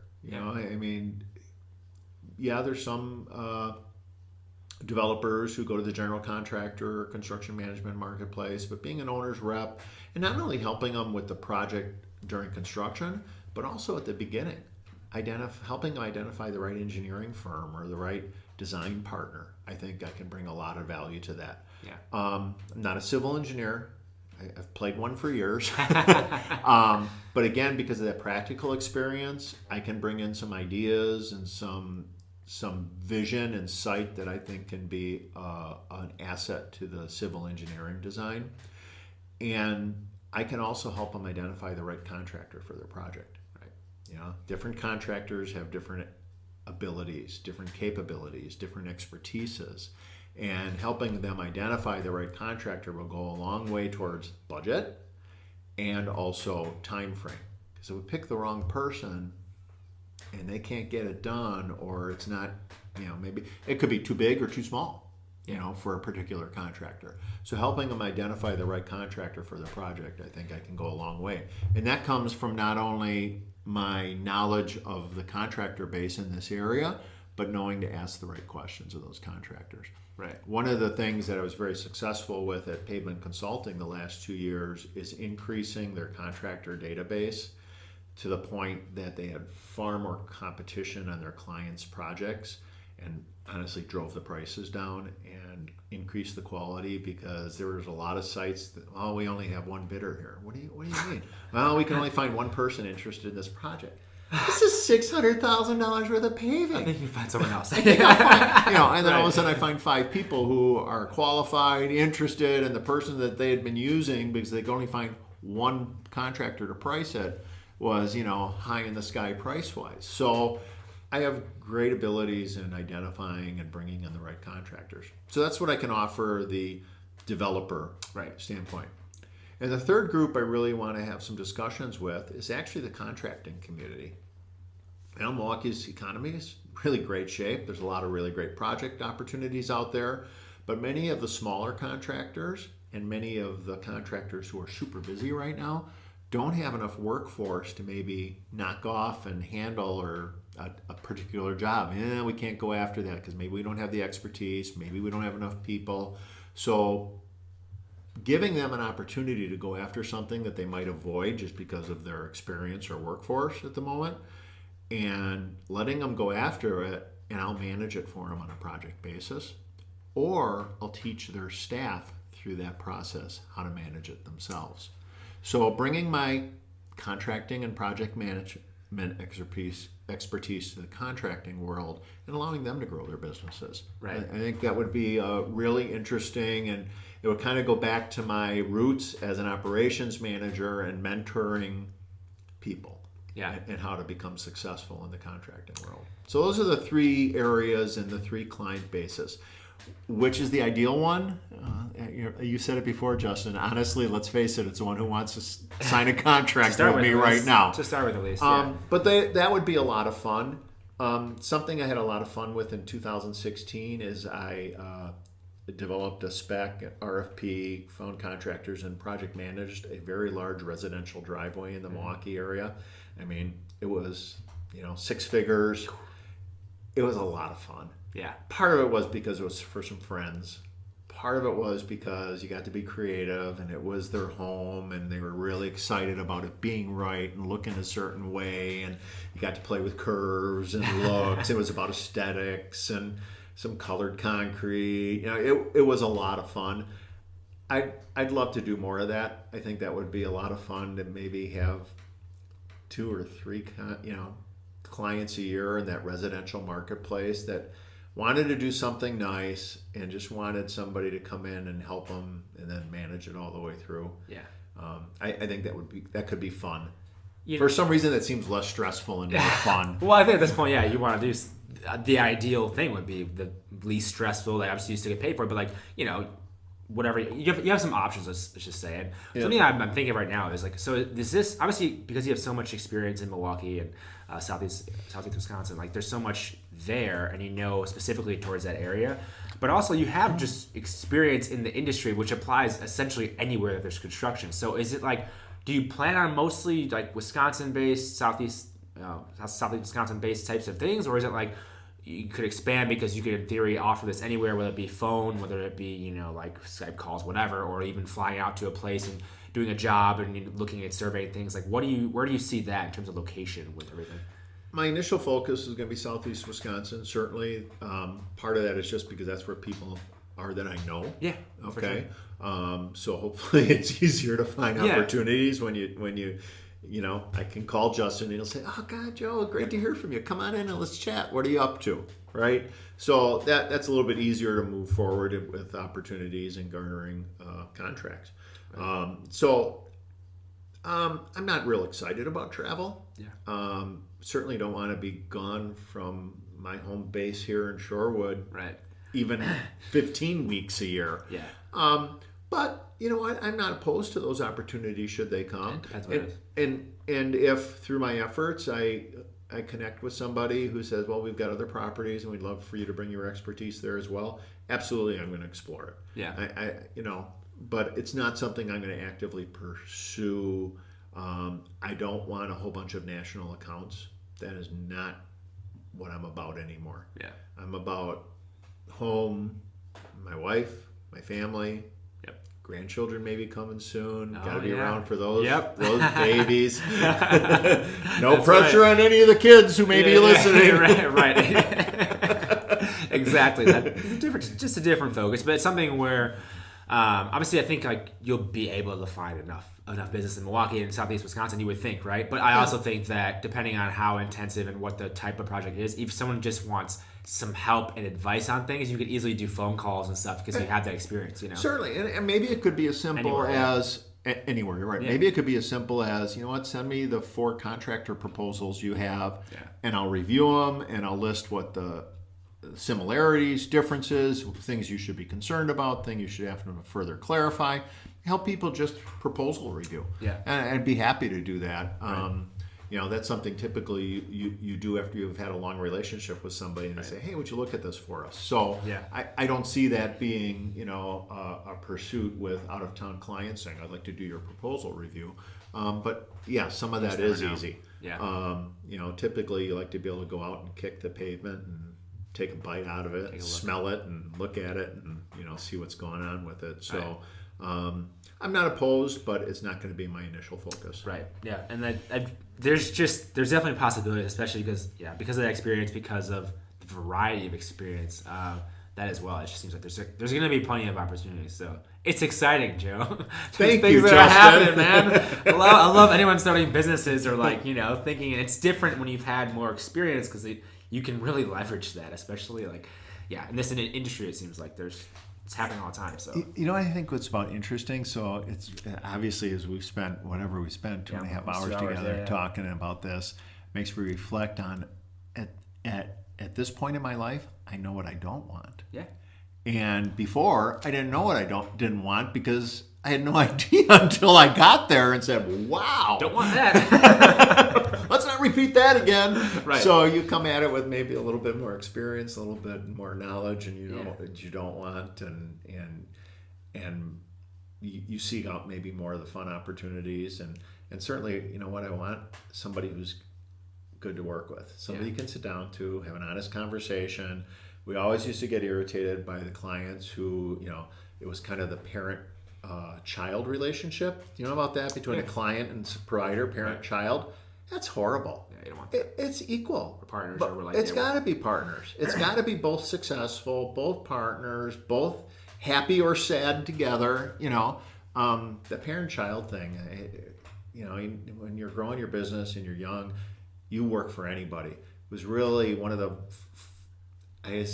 proudest moments we ever had, and one of the most interesting things we ever have is saying, you know what, we're going to fire those guys because we don't want to ever work for them again. To have that ability and that strength in purpose and confidence to be able to do that, that can be a lot of fun. It's helpful. Because, you're no fun to work for. I don't work for you anymore. Well, right. Especially at this point. You don't have to, so why not? Yeah. And that kind of gets into one of my last questions. I'm just curious as to what you think makes for a great career, because you've been through the family business and starting that, and to this point now where things maybe have changed, but as people are thinking about their careers or starting businesses and all these different things, I'm just curious on your opinion on what you think makes for a great career. That's a really good question, and I'm going to get a little philosophical. Go for it, man. So, as you sit on your deathbed and you look back on your life, what can you look at and say you are proud of having been involved in? Proud of having brought forward, proud of having provided, and that can be anything. It can be personal and professional. And, when I was a business owner, a lot of it was easy to do. And, I'm a father too. I mean, Jen and I have 5 kids between us. So it's easy to describe that part of it, right? Your kids are successful, they're happy, all of these things, right? They have maybe many grandbabies for you to play with. Eventually, yeah. No pressure. No pressure. But looking back, as I was a business owner, the thing that I was proud of, the thing that I would look back on my deathbed and say is I helped provide a way for people to be happy and make an income for their families. Yeah. But that doesn't mean that somebody who doesn't own a business can't have that same success. Whether it be I was a great coworker, whether it was I helped elevate our team, all those things that to me, honesty, direct, being able to have that functional conversation. How many teams are dysfunctional where, well, I can't tell him that he's doing something wrong. Well, why not? It isn't about, hey, I hate you, Justin. Right. It's about, hey, Justin, I noticed you were doing this, and this is my impression of it. I want to give you the heads up. Right. And you should be able to say, wow, thanks for doing that. Let's talk about that, and let's elevate. That whole thing about looking back and knowing that you elevated yourself and those that worked around you towards success. Yeah. Dude, whether that's as an entrepreneur or as, a shoveler on a paving crew, they can elevate that team. I used to tell our shovelers that all the time, you can't believe why am I important? Because most of the paving crews down there and you're over here and you notice something that's not right and you call everybody back and you say, let's fix this. And all of a sudden the quality of the job has gone from C to a A.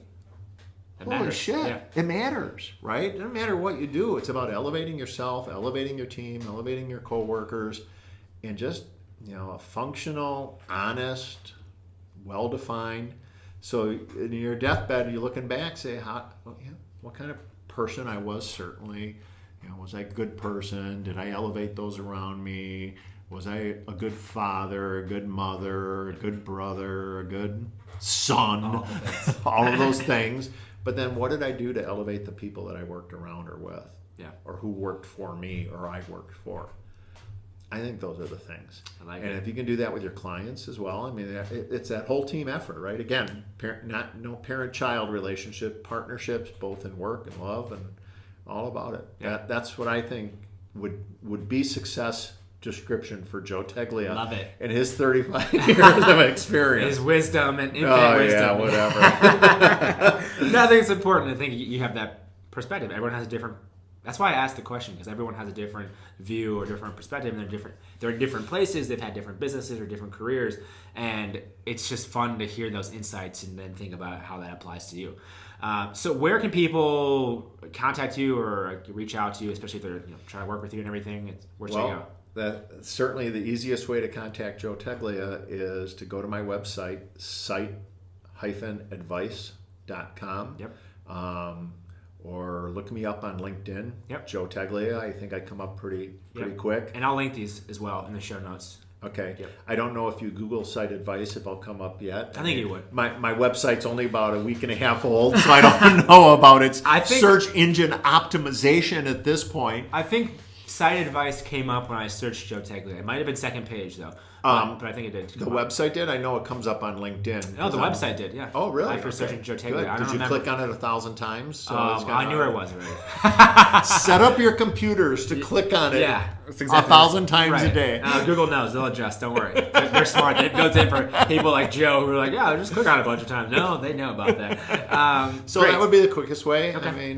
Look me up on LinkedIn. I've got my email on there and my cell phone on there. Okay. So give me a call. Love to have a conversation and see if I can provide you some quality client-focused site management services. Great. And then I'm looking forward to seeing how everything progresses with that. And I assume you're going to crush it, Joe, but I hope it goes well. Thank you, Justin. Thanks for coming on the show. All right. Thanks for having me. Thank you so much for listening to this episode of Just Go Grind. As always, the show notes are over at justgogrind.com/podcast, and you can support the show over at patreon.com/justgogrind. And please leave a rating and review over on iTunes. It does help more people find the show. Hope you enjoyed this episode. Have a great day.